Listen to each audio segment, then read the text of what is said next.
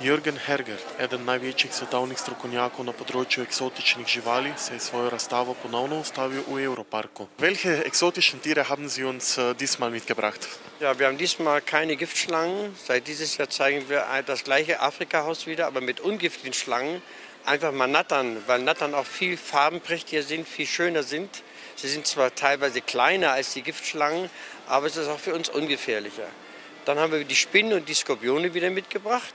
Und ganz neu zeigen wir zum ersten Mal auf dieser Europatournee zeigen wir Echsen. Das sind Leguane, Bartagame und Blauzungen.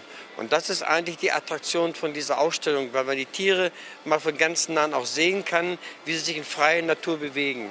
Viele Menschen haben ja von solchen exotischen Tieren Angst. Sind solche Ausstellungen dazu gedacht, ihnen die Angst zu nehmen?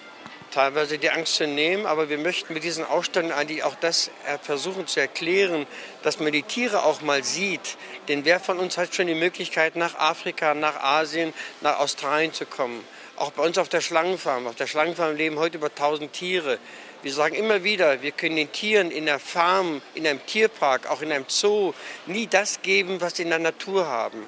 Aber sie leben bei uns freier. Und sie leben bei uns ungefährlicher, sie haben keine Feinde. Bi si kaj takega umislili tudi doma? Ja, tudi doma bi imel eno tako veliko kačo. Jaz za kače nisem, ne. Vse druga, muce, pese, vse živo. Pajke, škorpione? To bi še, ja. Prej. Ja, kače pa ne. Tudi ti si zdaj lahko pobožala enega tega pajka, da ni bilo nič strah? Ne. Imate tudi doma kako tako živalce? Ja, Kaj pa? muco pa pajka, Kaj pa je en tak pajek?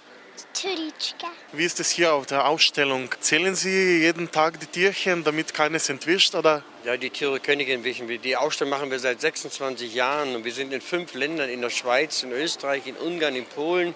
Bei Ihnen bin ich jetzt zum 3. Mal hier und die Tiere haben gar keine Möglichkeit. Wenn man das macht, muss man es schon richtig machen. Man muss die Tiere so unterbringen, dass sie auch ausbruchsicher sind, dass wirklich nichts passieren kann.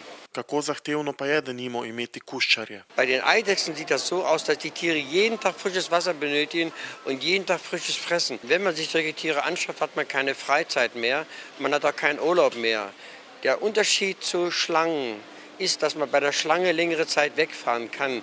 Die Schlange muss nicht jeden Tag frisches Gemüse, frisches Obst haben, eine Maus haben oder ein Tier haben. Jürgen pa se je zapisal tudi v Guinnessovo knjigo rekordov, saj je kar 100 dni preživel v kletki skupaj s 26 stropenimi kačami, pa ga je že katera tudi pičila. Ich habe voriges Jahr hier bei Ihnen in Ljubljana das Pech gehabt, dass ich voriges Jahr von einer Giftschlange gebissen worden bin. In kako se človek sploh pripravlja na takšen izziv? Man muss trainieren dafür, man muss die Tiere kennen, man muss ganz genau wissen, mit welchem Tier man zusammenlebt. Für den ersten Weltrekord habe ich alleine in Mexiko fast ein halbes Jahr nur ein Konditionstraining, ein Höhentraining gemacht. Es ist ja nicht nur, dass man die Gefahr sieht, sondern sie müssen auch unter ganzen tropischen Bedingungen mit diesen Tieren zusammenleben. Das ist von heute auf morgen gar nicht möglich. Ich werde oft gefragt oder bin oft gefragt worden, was ist der Grund, warum haben Sie es geschafft? Es gibt mit Sicherheit viele Gründe. Einer der Hauptgründe ist, dass ich schon als Kind mit den Tieren gearbeitet habe, dass ich mit diesen Tieren teilweise groß geworden bin, aber auch mit der Hitze bin ich groß geworden. Dass ich weiß, was es heißt, bei 40, 50 Grad zu leben. Ich habe viele Jahre in den arabischen Ländern gelebt, in den supertropischen Ländern gelebt, wie Südamerika, wie Afrika, wie Asien.